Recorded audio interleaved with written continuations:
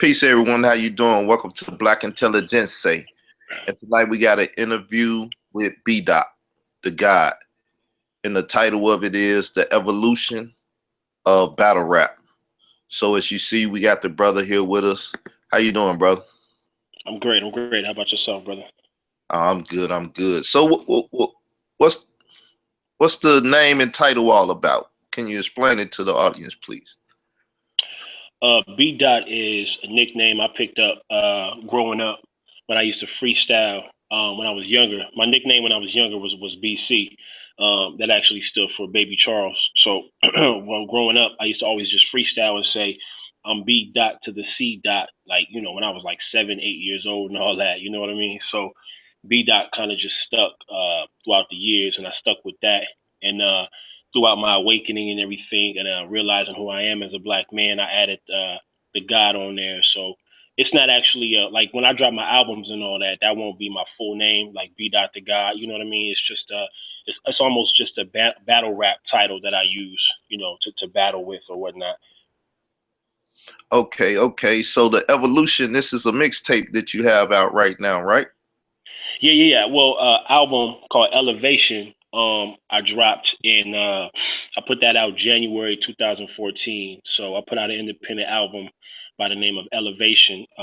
Anybody that's interested, they can go to my Twitter or my Instagram, which is B underscore the underscore dot underscore B, basically B Dot the guy with underscores in between them. So you go to that and you'll be able to download my mixtape and all that, my album Elevation. All right. So, what are some of the topics you're talking about in there for the people that may not know? And can you get this on thatpiff.com or what website? Yeah, it's on. Yeah. You can get it off of datpiff.com. You can also get it off of livemixtape.com. The interesting thing about this album is I strategically did it, to show a testimony when we come up out of the ignorance or out of the nonsense. I try to put that time frame in a capsule, so to speak. So, Elevation album is me coming up out of my whatever you want to call it, deaf, dumb, and blind stage. So a lot of the album, it's a good mixture. It's a good mixture of consciousness and then also whatever you want to categorize the other part. You know what I mean? Whether you want to say ignorance or you just growth and maturity. So I tried to balance it out. So it's consciousness in there, and it's also something else that shows where I've come from also. So that was back in 2014, and this album I'm working on right now is going to be purely conscious and unapologetic. So I tried to strategically plan it that way.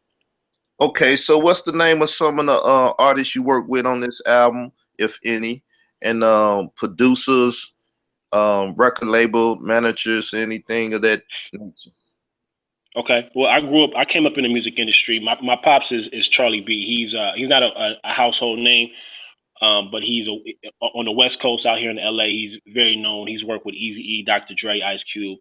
So I came up in the music industry that way. But what I found is that the independent route is truly the way to go. So in terms of a label, I put this out myself, as I will continue to put my music out myself until I come across a record label or a situation that makes sense. But I put this album out myself. As far as having a lot of features, I don't really have a lot of features, and all the producers that I work with are pretty much up and coming artists such as myself that are trying to get our names out there. So instead of playing the game of you know kissing ass, so to speak, to get someone to be on your album, I'd rather mingle with the brothers that's trying to come up and just as hungry as me. So we look out for each other because sometimes when you're in the music industry and you try to get a feature or a collaboration or producer, they're gonna charge you an arm and a leg. You know what I'm saying? So I kind of build with the brothers that's trying to come up just as much as I do. So my production on the album was predominantly by a brother by the name of Taylor Graves, who I work with very closely. So he produced probably like 90% of the album. The one big feature I do have on there is Exhibit. Everybody's, I'm sure, familiar with Exhibit. He's, a pretty big rapper, especially out here on the West Coast. He featured on a song called Revolution. Very, very dope, revolutionary song. We shot the video for it and everything. It was all, I'm not sure if you've seen the movie. What's that movie with Leonardo DiCaprio when he was sleeping? falling in and out of dreams and all that.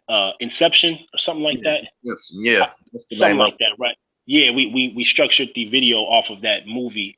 So if you get a chance after this interview or whatnot, or for the viewers listening and watching, if you go YouTube that B Dot Revolution, you'll see a pretty dope video of it got a lot of substance to it, man. So I was pretty proud of that. So Exhibit is the big feature I have on my album, but this new one with all the notoriety that I've garnered from the battles, I hope to have some pretty cool features on this new one as well. Okay, so where you gather your your information and inspiration to come up with these conscious bars and things of that nature?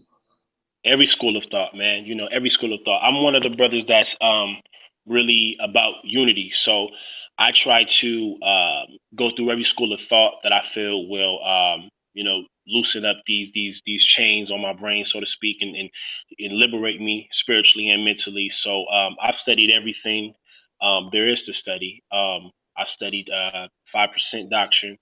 I've studied Hebrew doctrine. I've studied Nile Valley doctrine. Um, everything under the sun everything under the umbrella of consciousness, you could say. So I pull from everything to help me, enlighten myself, and I use that as ammunition when I go into these battles, so to speak.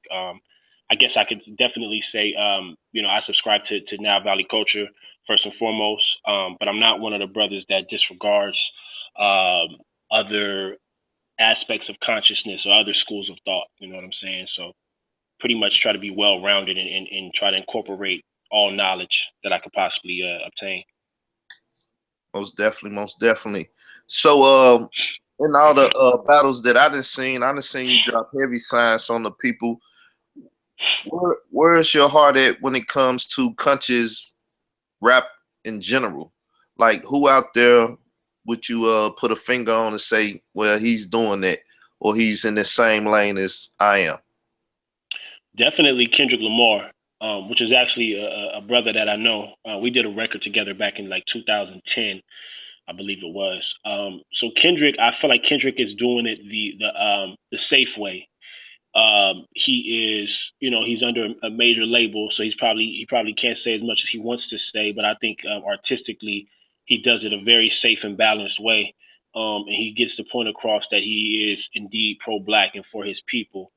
So Kendrick is the one I would say I'm closely similar to, but at the same time, I think once Kendrick opened the door, but once I get in there, I'm gonna be a little bit more, or a lot more actually, unapologetic with it. And I think I'm not too concerned with censoring myself or worried about labels or what somebody might say.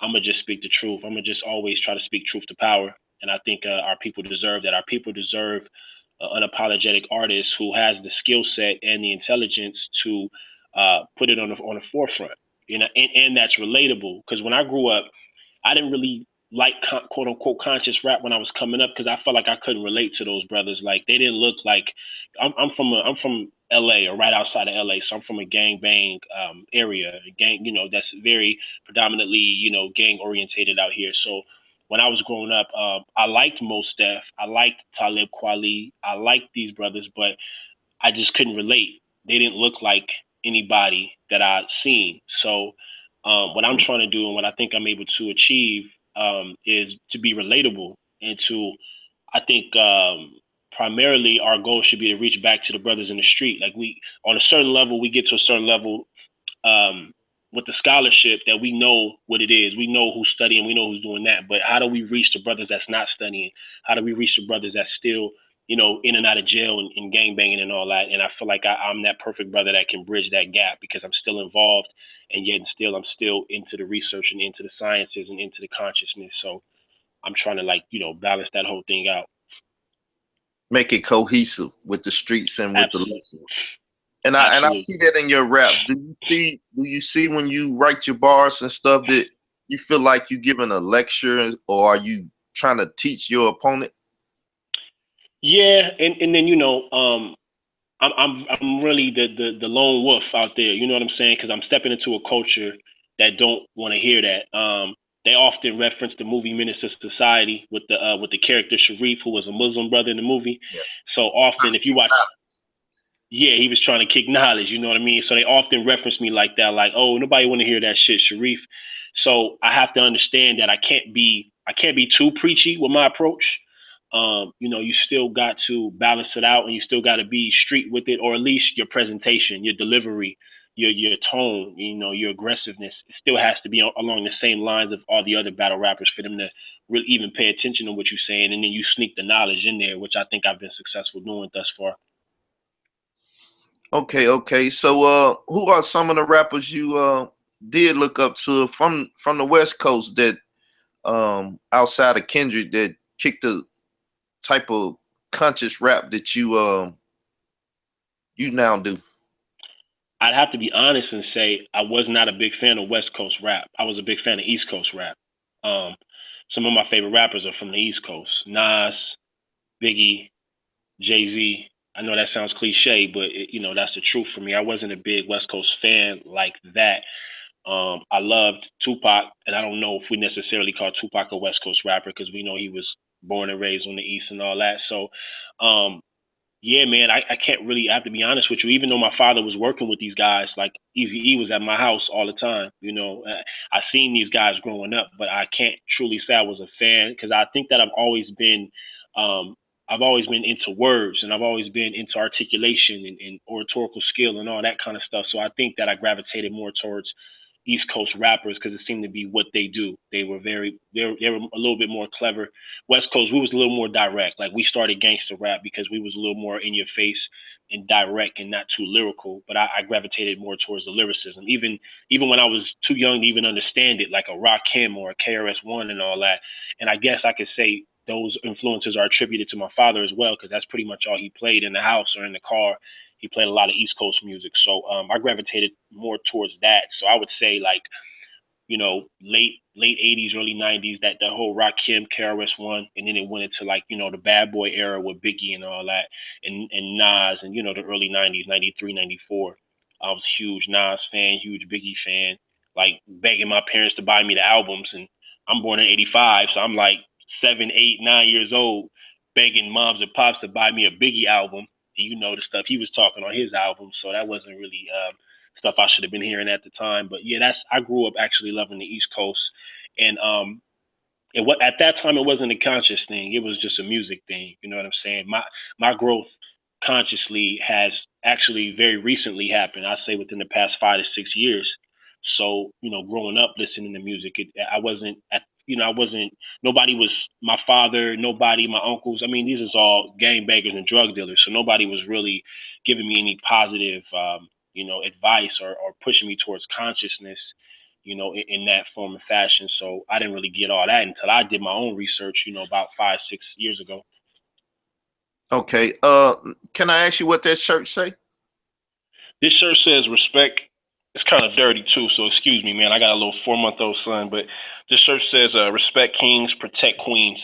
I get, it's dope because my battles are garnering me a lot of attention, and a lot of these clothing lines that know what I stand for, they reaching out to me and sending me clothes and whatnot. So that's pretty dope. So this is, I believe the company is Tillimone, Tillimone. It's a good brother. He probably gonna be mad at me that I don't know the name that well. I do apologize if he sees this, but he's a good brother. He's always shouting me out and sending me clothes and stuff. So that's dope. Okay, you got a line out too, right? A couple pieces.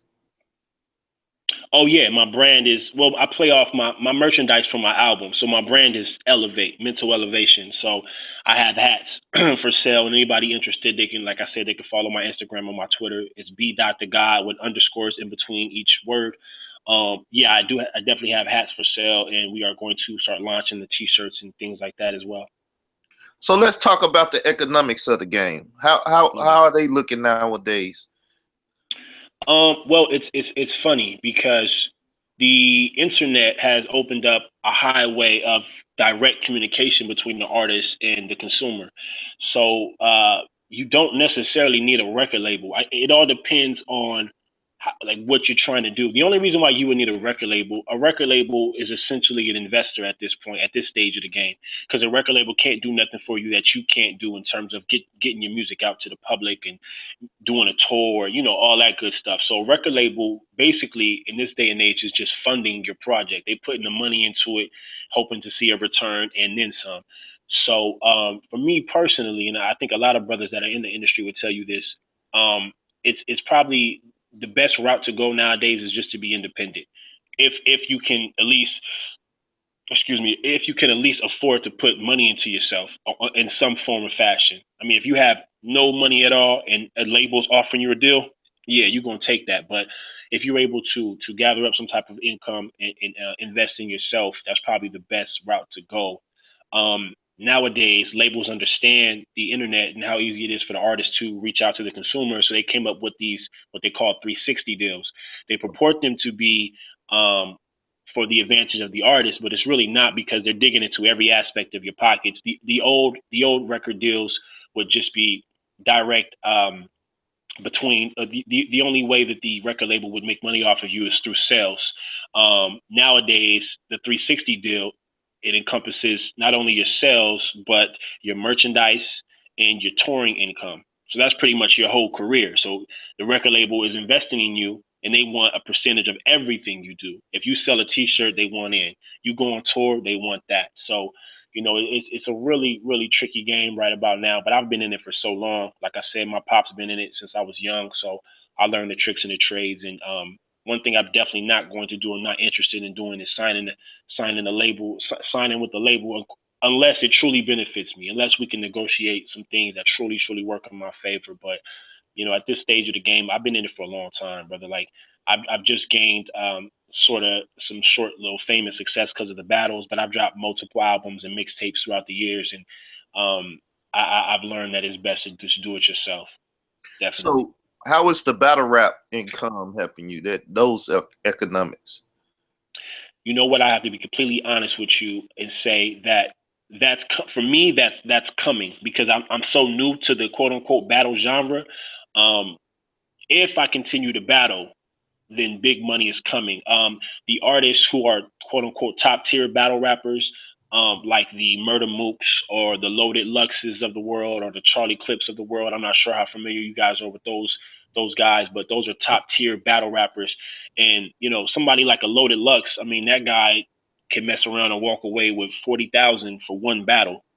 So, and this is rapping. These are sometimes 4-minute rounds, but on average 3-minute rounds. So making $40,000 to rap for 9 minutes.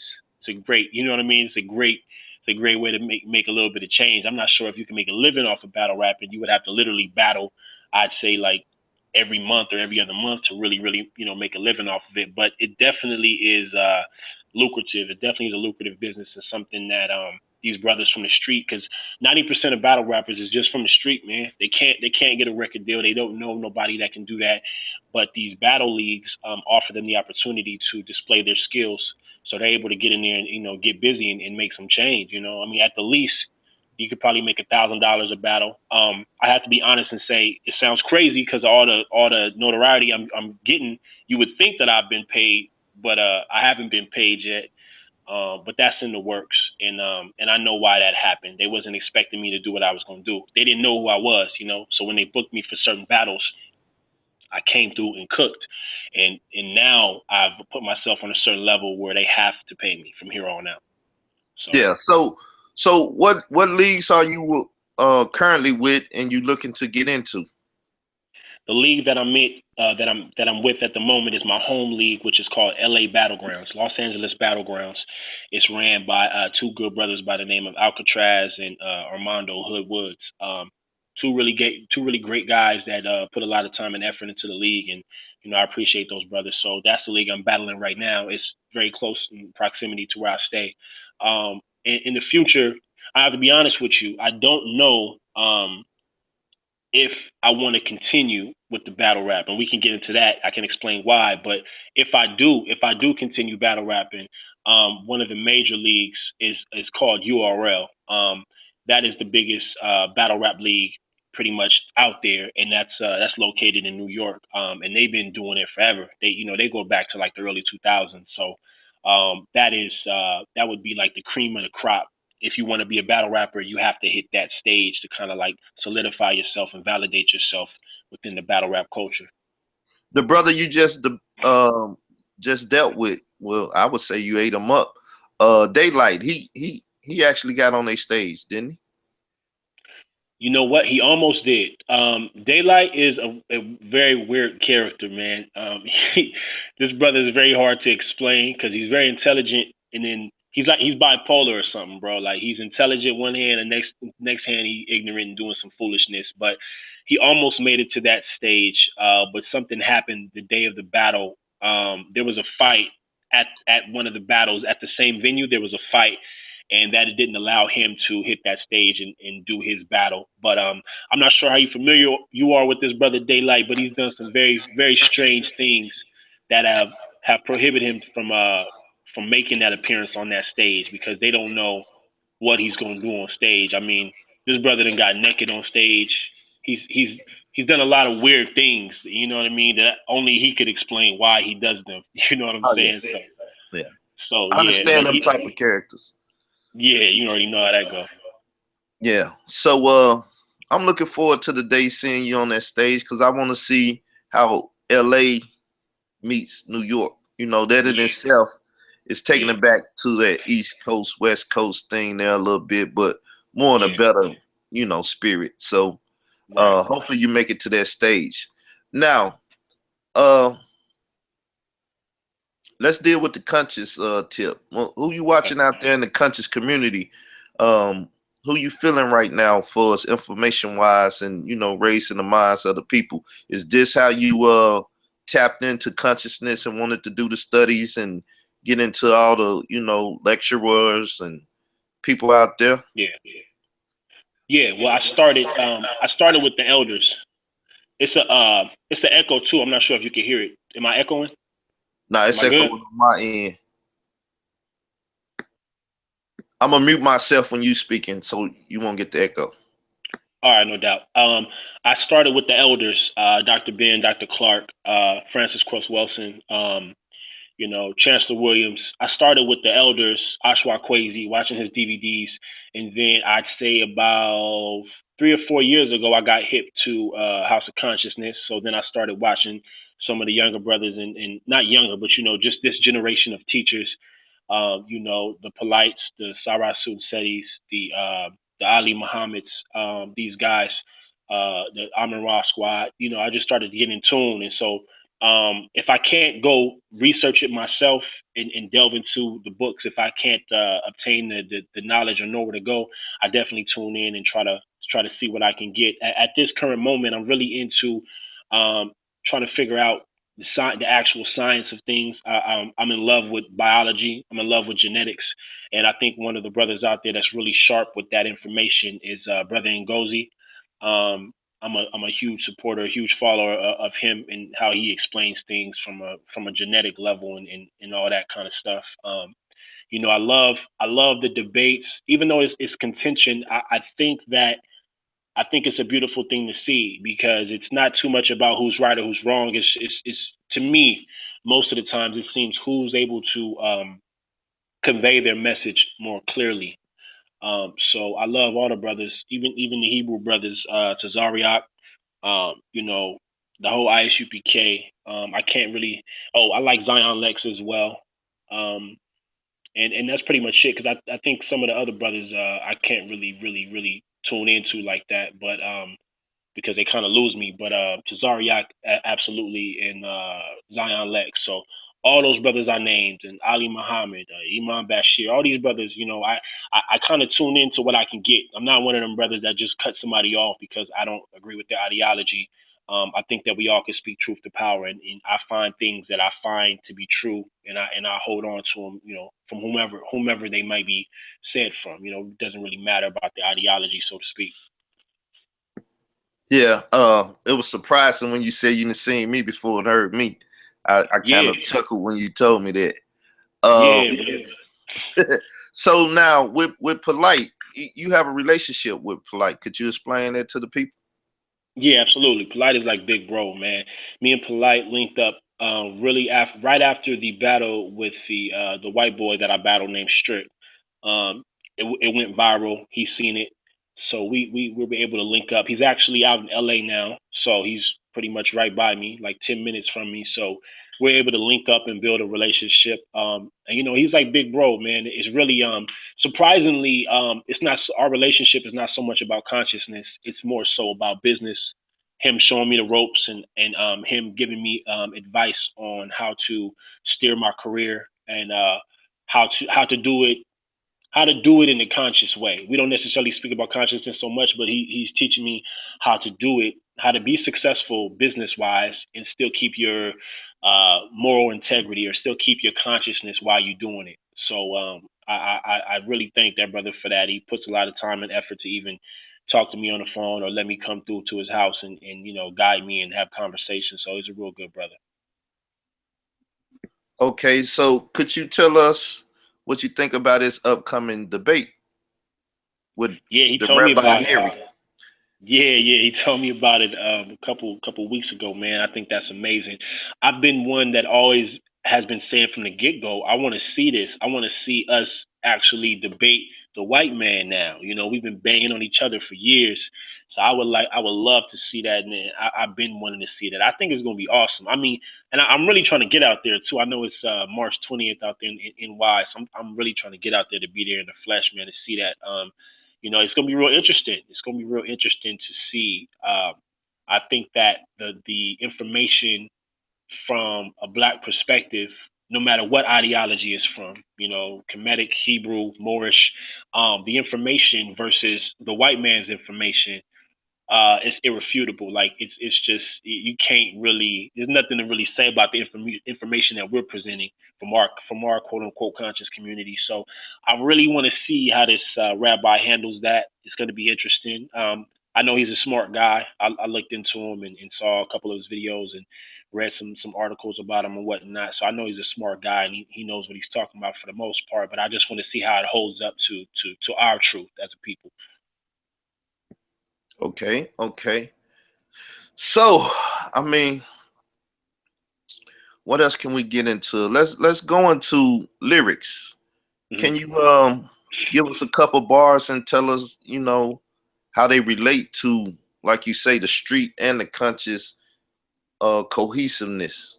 Because for people that may be tuning in from my channel, they may have never heard any of your bars and they might go check you out tonight, but since I'm kind of like Sway in the morning now, we gotta put you on the spot.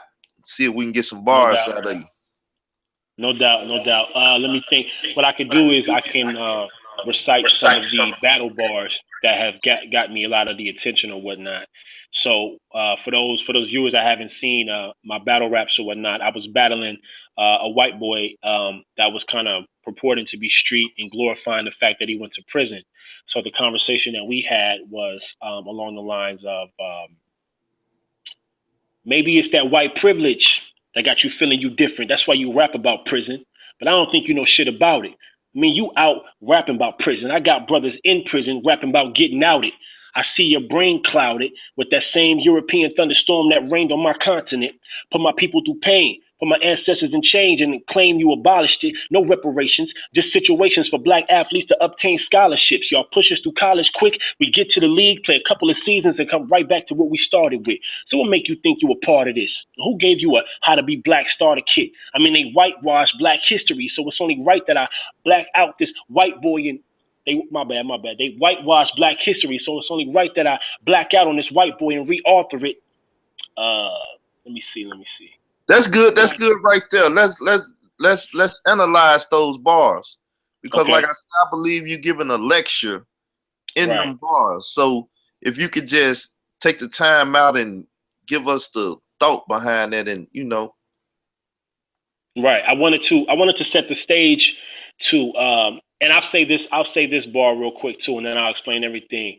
I told him, you came in a room full of niggas and figured you could rap about prison because they relate to that. So my whole premise of this battle was to try to separate him from what he was trying to glorify. So he's trying to glorify being in prison to a room full of black people. when we know that our people are in prison at a disproportionate rate. So he was saying, well, when I go to prison, I'm the minority.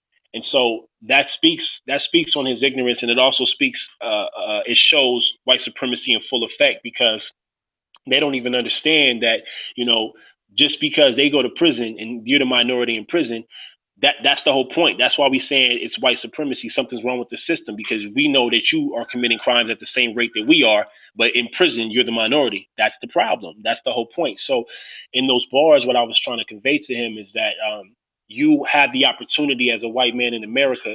You have a far better opportunity to succeed and do something with your life. If you chose the street life, that's on you, because maybe you infatuated with it.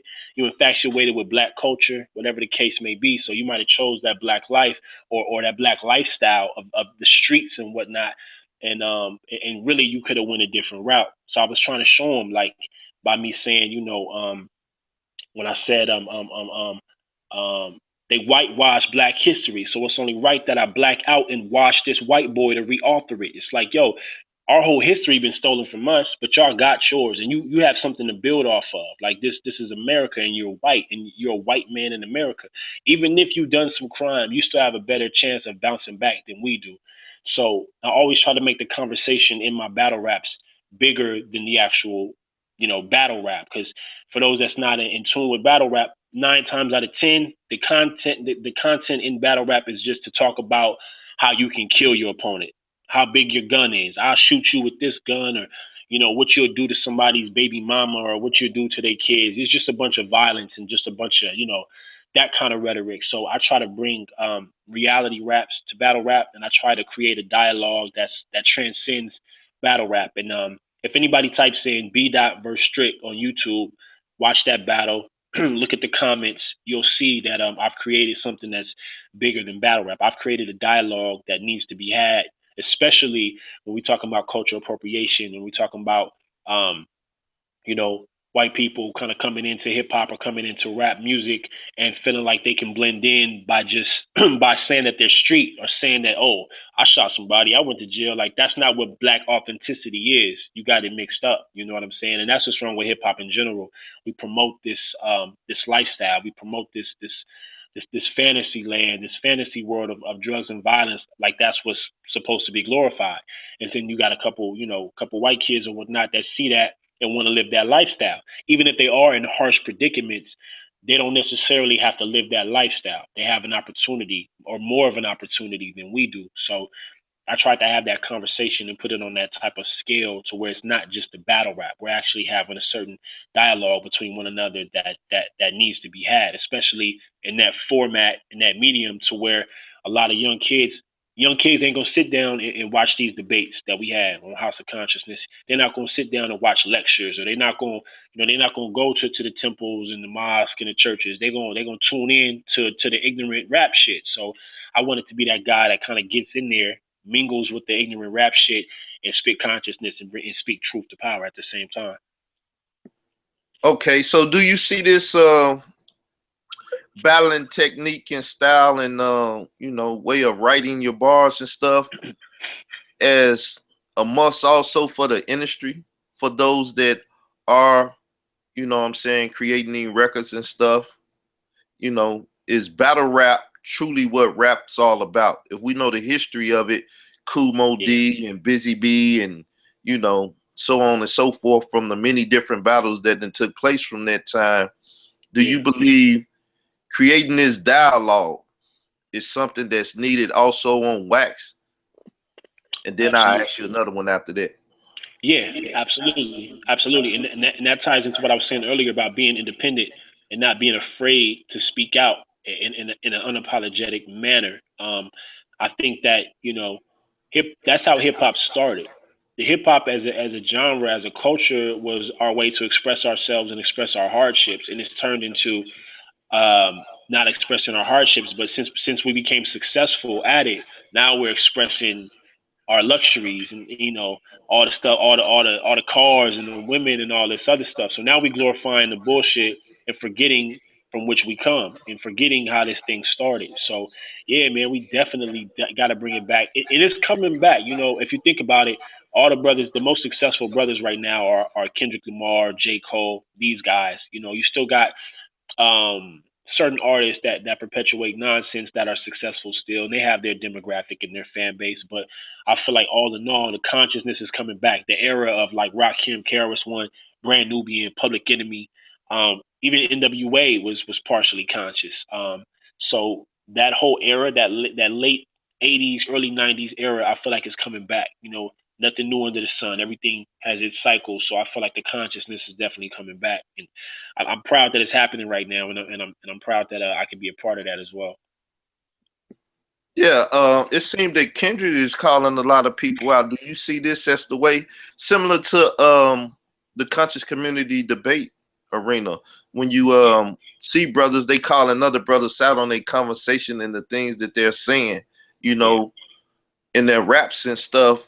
A lot of people are talking about things that don't matter to the community. So I know it's a lot of conscious rappers out there the way. A lot of them don't get heard on mainstream radio or TV like that. That's why Black Intelligentsia Live 365, we play all those people. We play.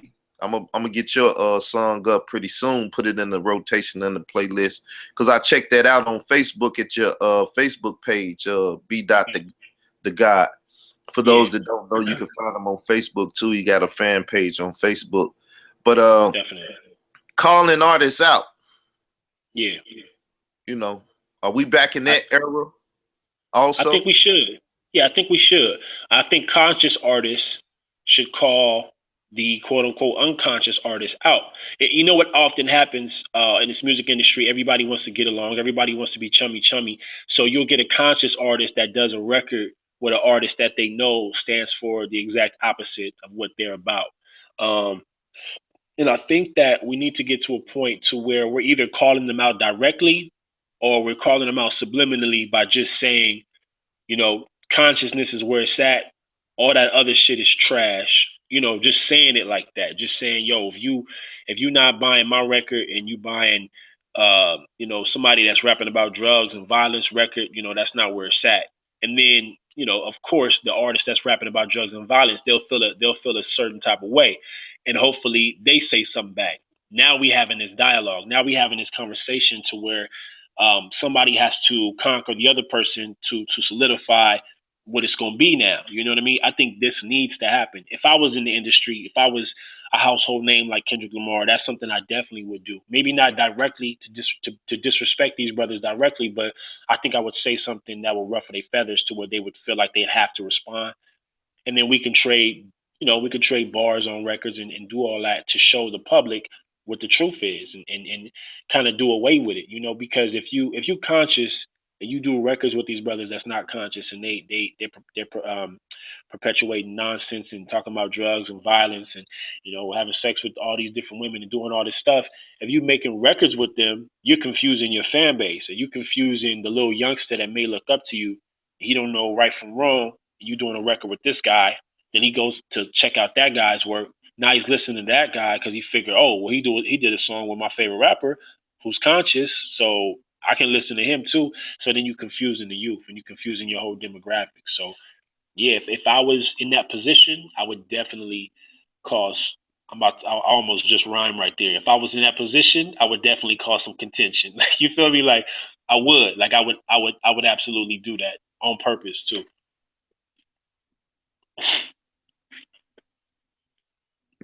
And truly, this is what hip hop was birthed out of. Not rap, but hip hop. Yeah. Rap was an element in hip hop. For those that may not know, you do your hip hop history. You know, if you conscious, you should be conscious of that. And throughout the 5 barrels, you had different people that represented different elements of the game, and they would go to other barrels and battle the other person. Absolutely. And also talk about the news of the, you know, the community, Mrs. So-and-so, people that you knew. So yeah, I'm totally in agreement with you. This is Black Power, most definitely. So the griots, you know, the ones that carry the message. So could you give us some more? Like how many battles exactly have you had for the people that don't know? Last year I had 3 battles. I battled a brother named Fiji Osa. I battled Strick. and I battled Daylight, who's like one of the top battlers in the world. And then I have a battle coming up in March against a brother named Danny Myers. Um, so what really set it off is my battle against a brother named Fiji Osa. And what's great about it is that the way I approach my battles, I always try to pick a certain angle that I think can be that I can use my pro-black approach and kind of use a certain level of content that I feel like will win me the battle and also enlighten people at the same time. So my first battle last year in 2015 was against a brother named Fiji Osa. He's actually a good brother, a good friend of mine now after the battle, but he is an ex-Marine. So what I thought about that, I thought that that's a good conversation to have in terms of, we over here, we getting shot down in the streets by the police. We getting treated a certain way, and it's like we got brothers that go fight for this country. So for me, from a conscious perspective, how can you go fight for a country that will in turn shoot you down? When you come back, you could be a war vet, and you could be walking into the liquor store, walking out the liquor store, and police could stop you and mess around and shoot you, and you was a war vet and you put in work for this country. So the conversation I had with him was along those lines. I could try to remember some of the bars from that. It was how'd that round go? Let me think, man. This is a year ago. You know what I mean? So let me try to think of some of those bars for Fiji Osai. It was something like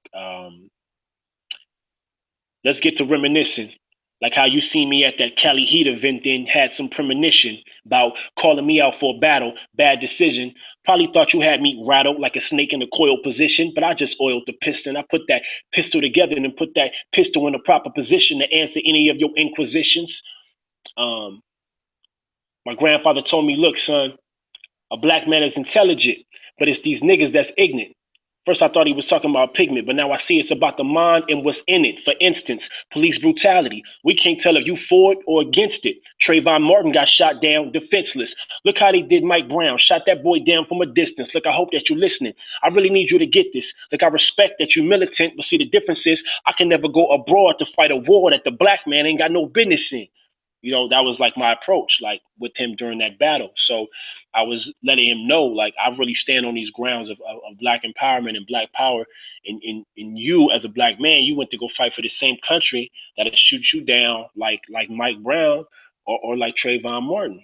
You know what I mean? So that is really what set my battle rap career off. That if anybody's interested in seeing that, just type in B. Dot versus Fiji Osa, FIJI OSA, B. Dot versus Fiji Osa, and you'll see the type of discussion we had. And it's a beautiful platform, this battle rap thing, because it's like performing arts, and we almost get to create like plays on the stage when we're battling. We get to create the type of dialogue and interaction that we want to have with one another. So me, I choose to have it on a level of consciousness, and I choose to bring awareness or speak about some things that I feel the community needs. You know what I'm saying? So I used his black man being a Marine as something to nitpick about and something to build a conscious conversation about.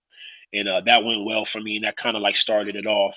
And after that, as I had the strict battle, which was a purely racial dialogue, black white boy versus a black dude. So we had that racial dialogue, and Daylight is a pure character, and he's a good brother. So I'm not gonna call him a coon, but if some know who I'm talking about, or if some's familiar with Daylight, or if you go type in Daylight, you might come back with the conclusion that he's a coon. You might say that, and that's very well could be the case. So I used that angle against him, like like you just full of nonsense, bro. Like you just up here playing around, and I told him in one of the bars, I told Daylight,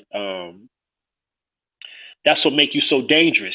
You got a blank canvas to paint with, but instead of making the proper illustrations, you rather draw up the master plan. That's master's plan to keep us on the plantation. So that was the point. Like, he has a platform. He is a huge battle rapper with a huge following.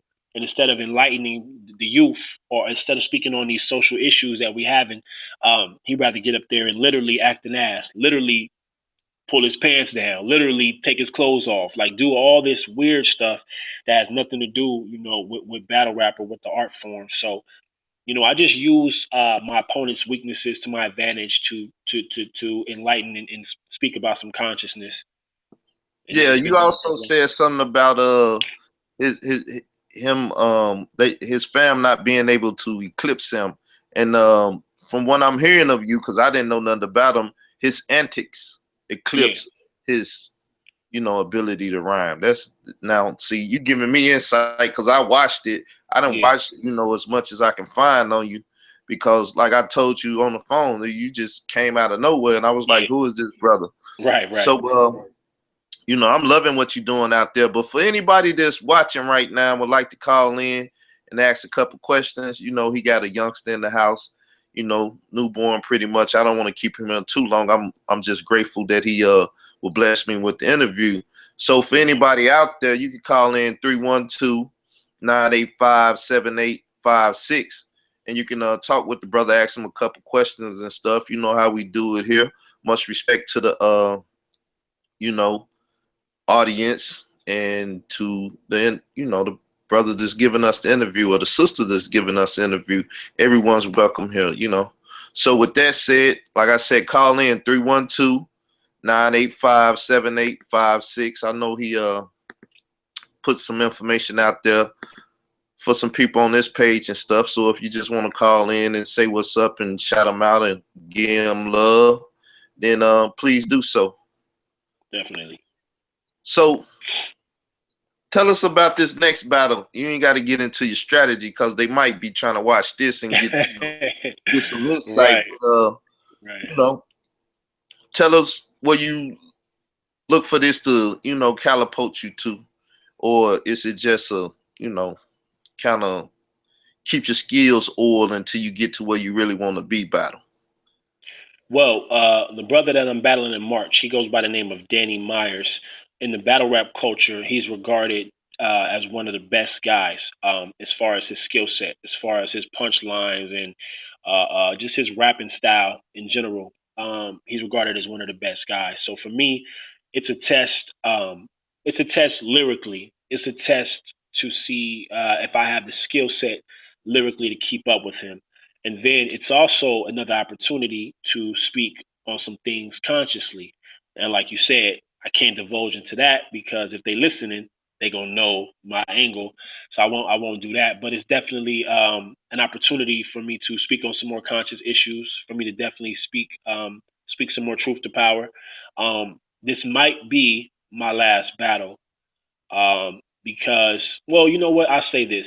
Now that I'm reaching out to brothers like you, connected with brothers like you, and the whole conscious community seems to be rallying behind me, I might stick around and do it for our community. But the trouble I've been having is, I'm in the jungle with lions, so it's like me versus not only am I battling my opponent, but I'm battling the whole culture. If you look at some of the comments on the videos, a lot of people just do not. These people are deaf, dumb, and blind. You understand? So majority of the people that are interested in battle rap, they don't want to hear nobody quote unquote preaching or lecturing. As they say, if they wanted that, they'll go to church or whatever. So in battle rap, they purely want to hear aggressive content, violent content, the glorification of the street life and all that. So with that being said, I think that I've accomplished what I want to accomplish so far, that I feel I can leverage and will catapult me in my music career. So I'm not too concerned with continuing to battle for those reasons, because it's always an uphill battle every battle. I'm when I go to battle, man, it's like me against the world every time, because the people battle rap culture really wants me to fail, because they don't want me coming in there speaking truth. They don't want me coming in there enlightening and not really using my time to talk about guns and shooting somebody up, but rather using my time to enlighten and speak truth to power and use consciousness. So I'm not sure if I'm gonna continue. This may be my last battle. And so since I'm looking at it as my last battle, I'm looking forward to giving a grand performance and definitely outdoing all my other battles combined. I really want to make this like phenomenal. So I'm putting a lot of time and energy and effort into this one. Well, that's where the Black Power come in, because people could take the time out and be like a little stenographer and really get into the lyrics and really break down the lyrics as you was just doing. or even, you know, coming out, those out there in LA or whatever, some people will have to get in touch with you personally like this and ask you about the breakdowns of your lyrics and how that how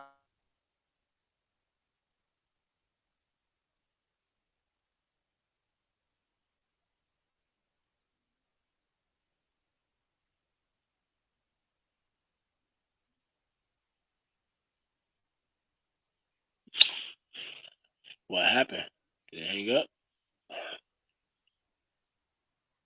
Yo, yo, yo, yo, yo. Can you hear me?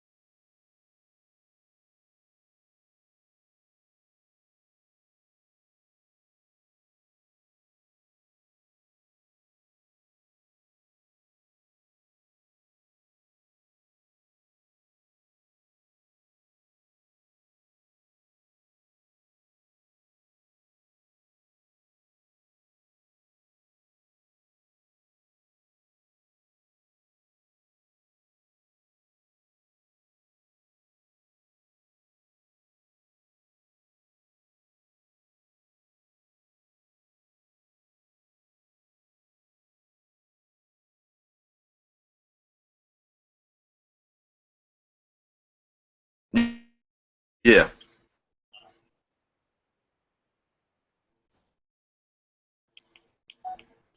All right, everybody. I guess we back on. Back on. We on everybody. I don't know. I do this stuff all day, every day until I really stuff, you know, and talk some good stuff.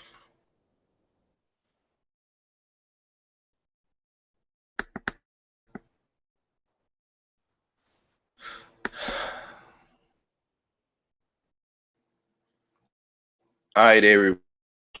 Right back up.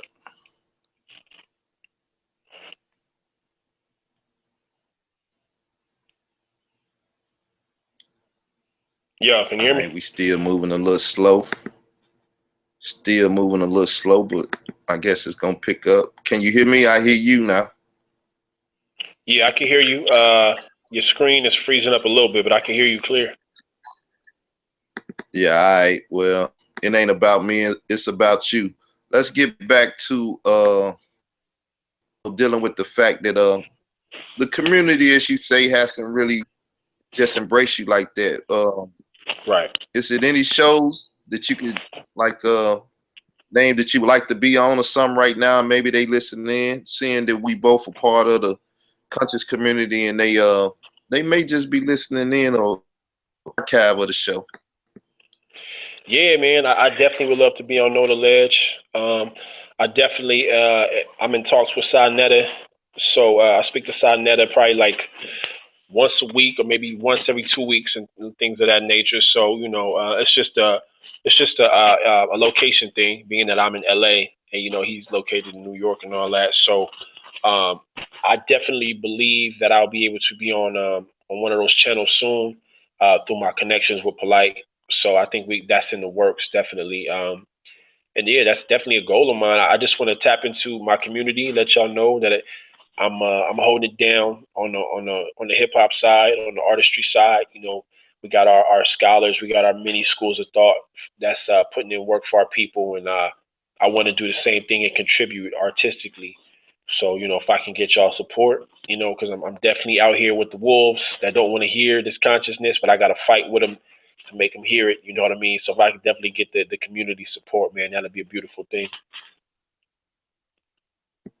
What about coming on the lecture circuit?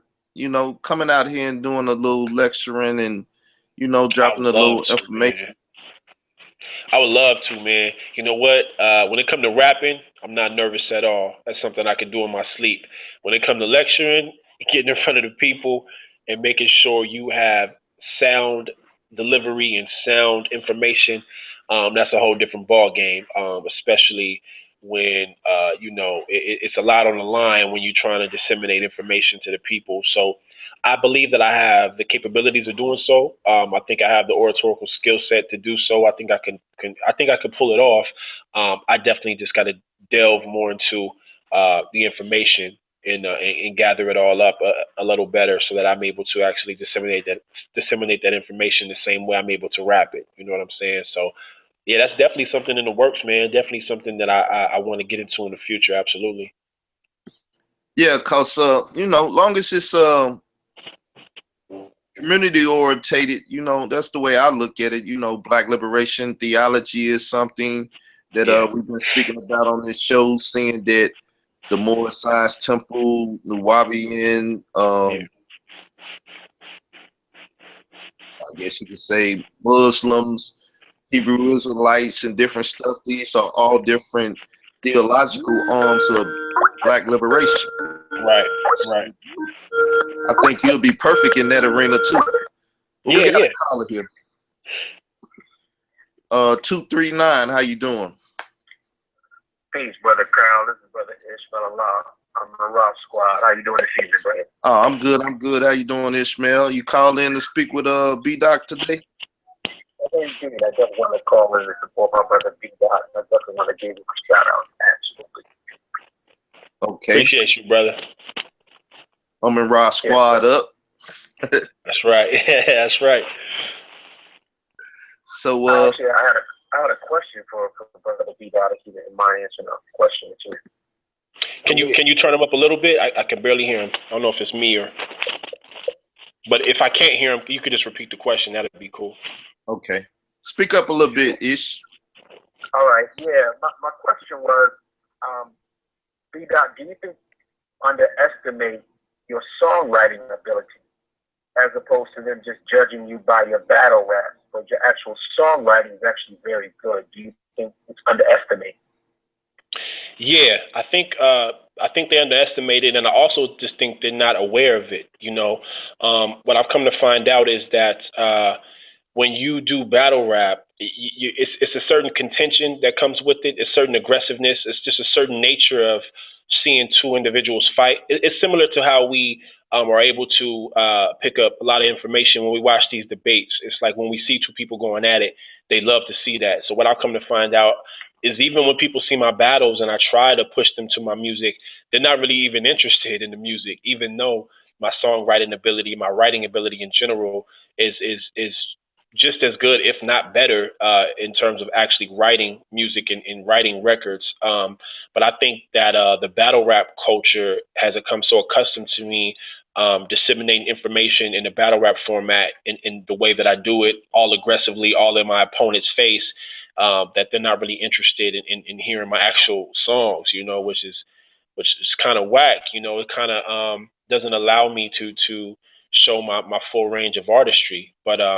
then again, I have a lot of fans that are definitely reaching out to me, letting me know that they've heard some of my records, and you know, they think I'm a dope artist just as well as I am a battle rap artist. So I think that this new album that I'm working on, I think when I release this album or start releasing records from this album, I think that everybody will wake up, and I think it'll be I think I'll garner the same amount of attention that I've garnered from the battle rap.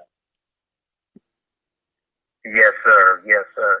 I definitely want to encourage you also to extend your intellect definitely into the lecture circuit. No doubt. There was a learning curve that Brother Jonathan, Brother Casual, had to go through as far as his lecturing side. Right. He's a gifted teacher and a gifted rapper, and you're definitely blessed with that intellect.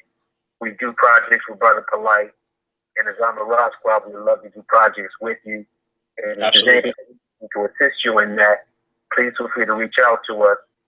And brother Carl is actually an MC. He's trying to be very shy right now. That's what's up. So I'm sure he's probably trying to take some notes. Well, many of us, you know, come up through hip hop, be it Seti or myself or Jonathan, and we just transcend it into teaching. And you definitely have a gift and an intellect that we would love to hear on a deeper level, brother.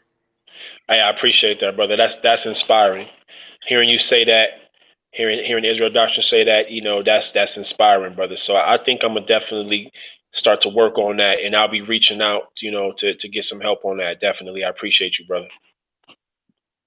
Yes, sir. Y'all continue to have a great show, Brother Kyle. Always gonna be supportive. If there's something that I can do, holler at us in the squad. We got your back, and also Brother B-Dot at all times. Feel free to holler at your fans. All right, peace, with that said, yeah, peace, and thanks for calling in and supporting. Yes, sir. Peace. All right, peace. So as you see, what we got to do for the conscious community, what we got to do, we got to hit Sway up in the morning and let them know you got to get the brother on there. Got to, you know, send him a ticket and get him on there. You know, and that's the community. That's the way we got to do to break the ice. You know what I'm saying? We politic. This is called Black Power. We got to put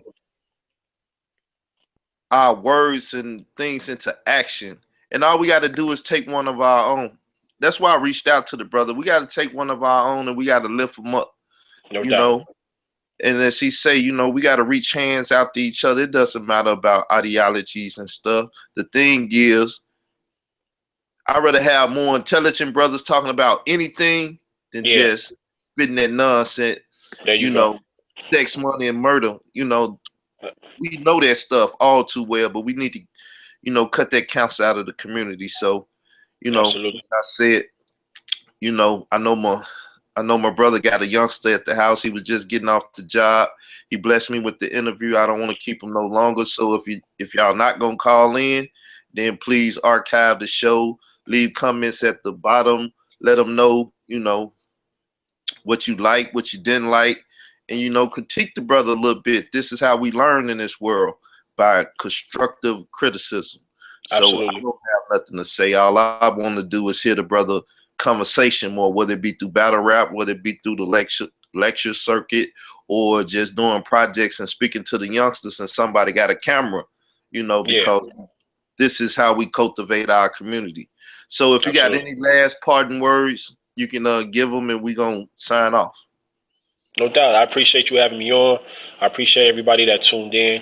You know, like I said, you know, if I can get the support of the community, that'll mean the world to me as I continue to try to enlighten, irregardless to ideologies, like you spoke about.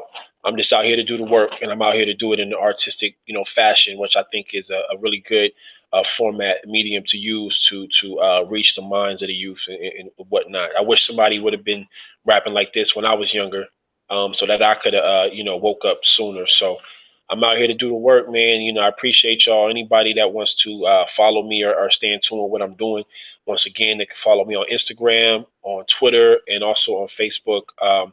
B underscore the underscore. I'm sorry, B underscore dot underscore the underscore God. So B dot the God with underscores in between the words.